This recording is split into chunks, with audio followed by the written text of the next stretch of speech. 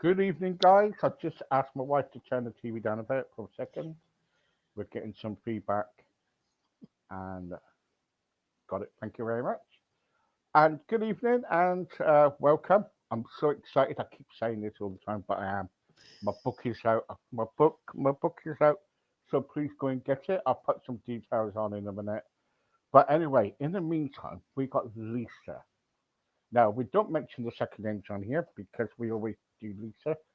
And Lisa, welcome to Crossroads. Thanks very much, Steve. It's great to be with you this evening. Thank you very much. Tell everybody about yourself and what you do. Sure, thank you. So, I champion moms who've had a gap in their work history back to work. So, I do that through strategies and tools. I help them through presenting the information in articles, appearing on podcasts such as yours, and public speaking when that comes back into play after this pandemic. Hopefully, we get there soon. But yeah, so I just try to help them feel more comfortable, recognize their skill set, and also champion their value. Like, really try to, grow their value, know their value, present their value, and stand firm on their value. So, there's lots of different things that moms can do on their journeys back to work, and I try to help them along, cheering them along with strategies and tools to make them successful. Okay, so when mums have children and everything, when is when is it best for them to go back to work? Yeah, so it's really like a personal choice, right? I mean, some people have short-term stays at home and others have longer time at home. But really, I mean, it depends on your family, what's going to work best for everybody in the family. Like, because it's not just you going back to work, it's, you have to put you may have to put younger kids in care. You may have to get care arranged if you were helping with elders.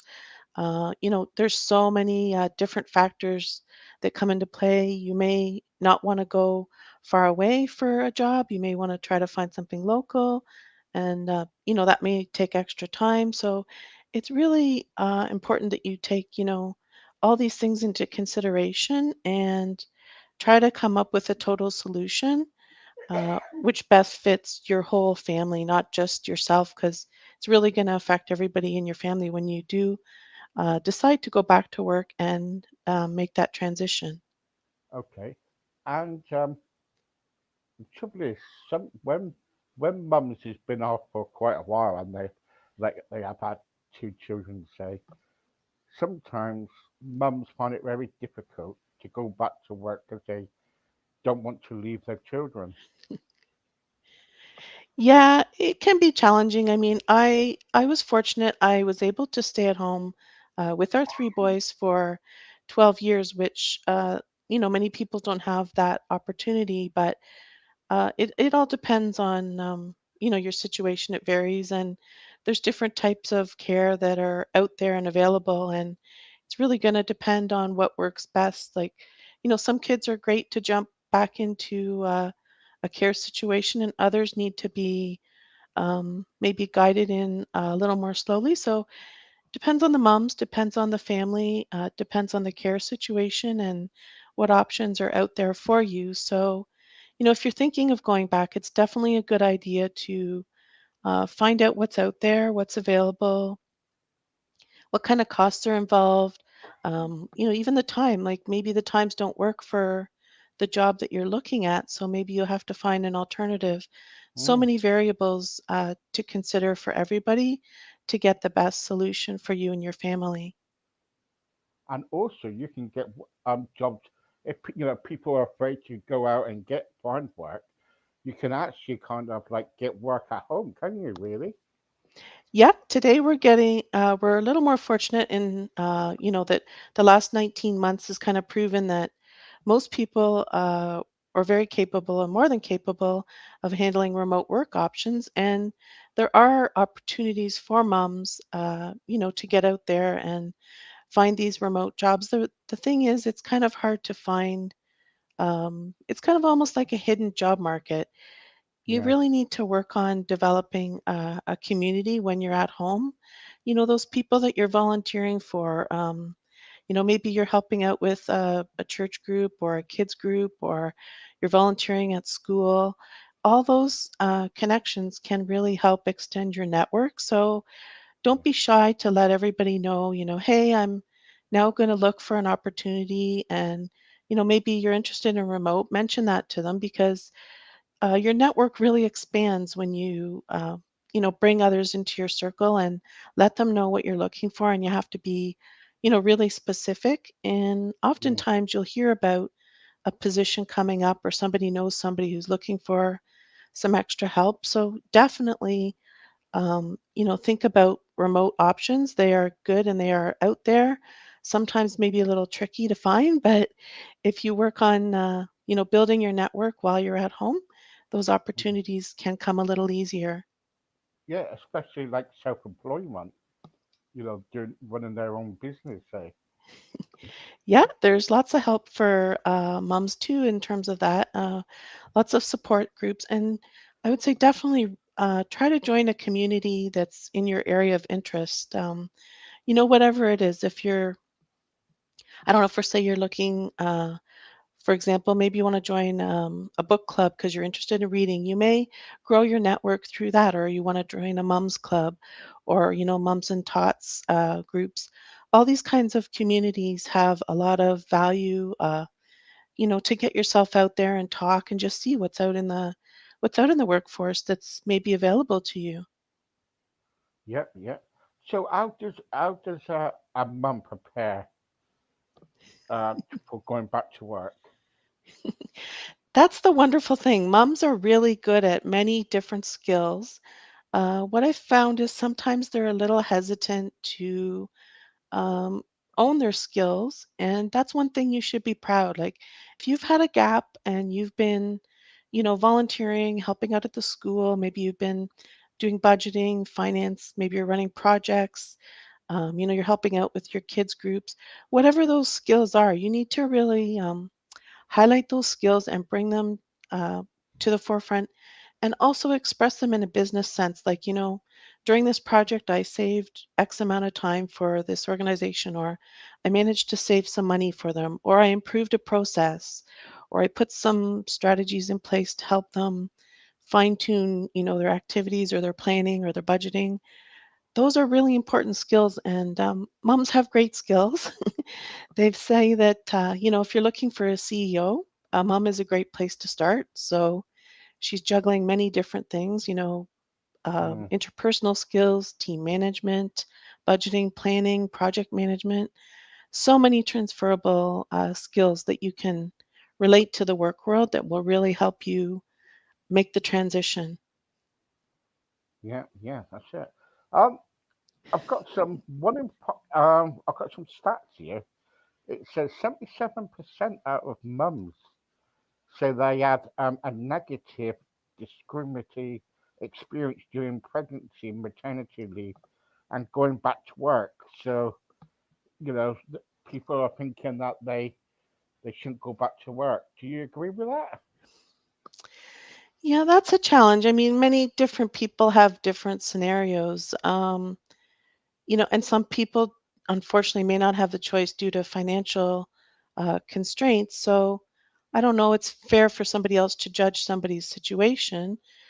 Mm, You would hope there's not discrimination, but unfortunately, we face that a lot. And I guess the way to get around it might be to reinforce the fact that you have care already set up. You've already explored options. You've already got your kids registered. Maybe you have grandparents that can provide backup.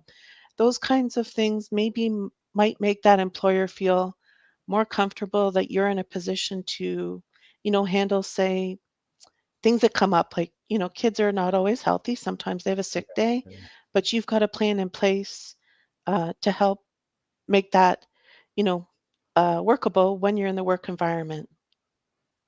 yeah. And it's got here 54,000 feel that they have to leave their jobs. 54,000 mums feel that they had to leave their jobs. Yeah, I think there has been a lot of stats out there that moms have left during this pandemic for sure, because unfortunately it's been a time that, just we didn't plan on this. We never experienced this before. We were all just kind of thrown into this. Even, myself, we one day we were at work and the next day, we were told Yeah, you have to yeah, work from home. So I don't think anybody was really prepared for the yeah, extent of this challenge or the length of time that we were going to be away. But I imagine now that things are kind of getting somewhat back on track, that these yeah. moms will be looking to return either, in a contract position, maybe a remote position, part time, or full time even. So I think there's going to be a lot of opportunities for moms to really get back into a role that maybe suits their situation a little better, maybe even than before when they left the workforce. Mm. It's my last stat here is 1 in 5 mums said that they experience negative comments or harassment in relation to flexible working or pregnancy. Yeah, that's unfortunate. I don't know. I mean, here in Canada, we're fortunate we have good family leave for parents that are expecting and that. I'm not sure different areas of the countries and different countries have different policies, but it's very unfortunate that that's the situation. And I guess I really don't know. Like, there's ways, Mm, I guess, that you can just try to reassure, your employer that you have plans in place. Like I mentioned, backup care, alternative care for sick days, before and after school care. You show them that you have a plan and that you have a backup plan, and maybe hopefully those negative comments will, I guess, they will be minimized. yeah, yeah, It's unfortunate. I know. One mum said, I was really pleased to get back to work. Don't get me wrong, I love being a mum, but I need to have adult company and another purpose again. Yeah, so it's really nice when you do go back, you have an opportunity to have that adult conversation. And then I think too, it shows your kids that, that you're able to manage both being at home with them in the evenings and then working during the day. So it's kind of a good example for kids as well, I think. And yeah, it's a learning curve for everybody, I think, when you're first back. And you just have to have a little bit of patience, I guess. Yeah, yeah, yeah. Um, Being a mum yourself, what's it like to get back to work? Yeah, it does feel challenging Strange? to challenging to get out there at first. Once you do start networking and that, it starts to feel a little more comfortable. And I think you kind of make milestones. Like for myself, like first I looked at getting professional. So what did I do to get professional? Well, I went out and I got a new suit. I made sure that my resume and my cover letter were up to date. I reached out to contacts to make sure that they would be able to support me for reference. I got a new haircut. Just things that will make you Yeah, feel a little more confident might help. much better too. Yeah, Yeah. yeah, yeah, totally. I totally understand. Um, what I would love to do is get you back again and talk to you more about, about the letters you're writing and get back into work, about resumes, about finding the job. So I'd love to do that because I'm getting a lot of people saying, "Can you actually sort of come back?" So Um, and so thank you for that. You're really touched on a few points. Um, there's a few things what I want to say before you go is this that if there are any mums out there who is single, right? No, not single, but who's had children and their boyfriend, husband, whatever, left them and they're on their own.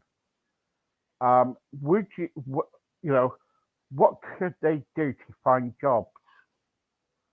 What is the best way, because the trouble is, if you put children into kind of like, I don't know, nursery or kiddie care or whatever you call it, it costs a lot of money. And so how can mums get around that? Yeah, so we touched on it a little bit earlier when we talked about remote options that are coming up. And sometimes those remote options may be project based. So maybe Mm. the mom can work on that after hours, after the kids have been put down for the evening. Maybe she can work on that on weekends. There's lots of opportunities, and I think it really it leads back again to when I mentioned that you need to build that community. So, if you're talking to another mom at school, don't be shy. Mention that you're looking for something. Be really specific in what you're looking for, and they may know of somebody who needs your skill set. So, I think there is options out there, but it goes back to building that community and making sure that you're letting people know this is what you're looking for, because there's lots of people willing to help, and there's definitely lots of communities with different areas of interest that you can join, and that will even help you grow your network even more. Okay, and the last question is, do you think mums should go back to work?